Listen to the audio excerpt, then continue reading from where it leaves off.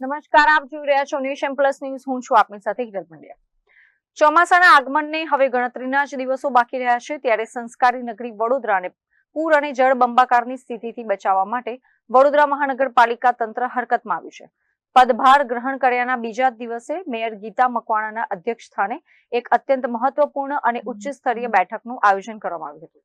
વડોદરા શહેરમાં દર વર્ષે ચોમાસા દરમિયાન સર્જાતી પૂરની પરિસ્થિતિના કાયમી અને ટેકનિકલ ઉકેલ માટે પાલિકાના નવા શાસક મંડળે કમર કસી છે. પ્રી મોન્સૂન કામગીરીની સમીક્ષા કરવા માટે મેયર ગીતા મકવાણાએ એક હાઈ પ્રોફાઇલ બેઠક બોલાવી હતી, જેમાં ડેપ્યુટી મેયર, સ્થાનિક સમિતિ ચેરમેન તથા મ્યુનિસિપલ કમિશનર અરુણ મહેશ બાબુ સહિતના અધિકારીઓ ઉપસ્થિત રહ્યા હતા. આ બેઠકમાં મ્યુનિસિપલ કમિશનર અરુણ મહેશ બાબુએ ચોમાસાને પહોંચી વળવા માટે કોર્પોરેશનની સજ્જતા દર્શાવવાનું એક માસ્ટર પ્રેઝન્ટેશન પદાધિકારીઓ સમક્ષ રજૂ કર્યું હતું. આ પ્લાન અંતર્ગત શહેરના તમામ વિસ્તારોમાં કેચપીટ સફાઈ, વરસાદી ચેનલો અને તળાવોની ઊંડાઈ વધારવી, બિસ્માર ડ્રેનેજ પાઇપલાઇન બદલવી, રોડ રિપેરિંગ અને ગાર્ડન મેન્ટેનન્સ જેવા પાયાના કામોને સમય મર્યાદામાં પૂર્ણ કરવા પર ભાર મૂકવામાં આવ્યો હતો. ખાસ કરીને ચોમાસામાં કટોકટીના સમયે કંટ્રોલ રૂમ વધુ સક્ષમ બને તે માટે વાયરલેસ સિસ્ટમ, લો લાઇંગ એરિયામાં વોટર લોગિંગ પોઈન્ટ પર હેવી પંપ મૂકવા, જર્જરિત મકાનોને નોટિસ આપી ખાલી કરાવવા અને ઇમરજન્સી માટે એડવાન્સ ક્વિક એક્શન પ્લાન તેમજ આરોગ્ય વિભાગની વિશેષ ટીમો તૈનાત કરવા અંગે વહીવટી મંજૂરી મેળવવામાં આવી હતી. આ ઉપરાંત શહેરમાં પાણી ભરાવાની સમસ્યા નિવારવા માટે વડોદરાના ઐતિહાસિક તળાવોનું ઇન્ટરલિંકિંગ કરવાની મહત્વાકાંક્ષી યોજના અંગે પણ ચર્ચા થઈ હતી.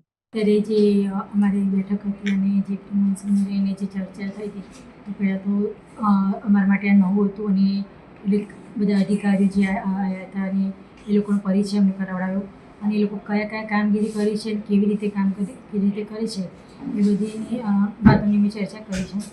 અને જેટલા પહોંચ્યો કામગીરી ચાલુ છે એના પણ એક અમે એની પણ ચર્ચા કરી છે કે કઈ રીતે આગળ કામ કરી રહ્યા છે, જે વિશ્વામિત્રનું છે, ડ્રેનેજ લાઈનનું છે, પાણીનું જે છે, અને એ બધા જ કામગીરીનું એ લોકો એમને સ્ટેપ બાય સ્ટેપ અત્યારે અધિકારીઓ સાથે ચર્ચા કરીને અને એમને કામગીરી સમજાવી છે. બેન, શું એક્શન પ્લાન છે, શું વિચાર્યું છે, એક તમારા મનમાં કોઈ વિચાર પ્રી મોન્સૂનને લઈને કે શહેરને લઈને કોઈ નવું ઇમ્પ્લિમેન્ટેશન આપે વિચાર્યું છે?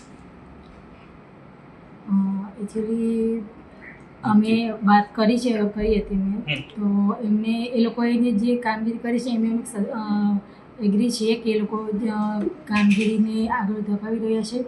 તો એમનું પણ કહેવું છે કે વરસાદ જે લાસ્ટ ટાઈમે જે વરસાદના લઈને જે વિસ્તારમાં સમસ્યા થઈ હતી, તો આ વખતે નહીં થાય અને જે પ્લાનિંગથી એ લોકો કામ ચાલુ રહ્યું છે, કમિશનર સાહેબ એમને બતાવ્યું કે કઈ રીતે એ લોકો પોઝિટિવ કયા રીતે એનું કામ કરી રહ્યા છે, તો એ રીતે જો આ વખતે કામ કરવામાં આવશે તો.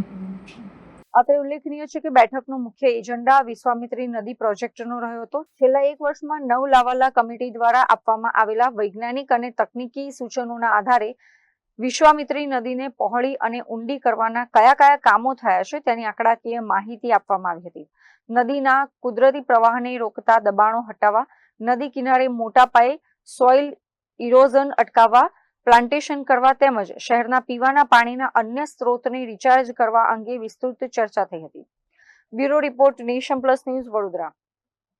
સમાચારોનો સતત અપડેટ મેળવવા માટે અમારી નેશન પ્લસ ન્યૂઝની યુટ્યુબ ચેનલને સબસ્ક્રાઇબ કરો, બેલ આઇકન દબાવો અને જોડાયેલા રહો ફેસબુક, ઇન્સ્ટાગ્રામ અને ટ્વિટર પર.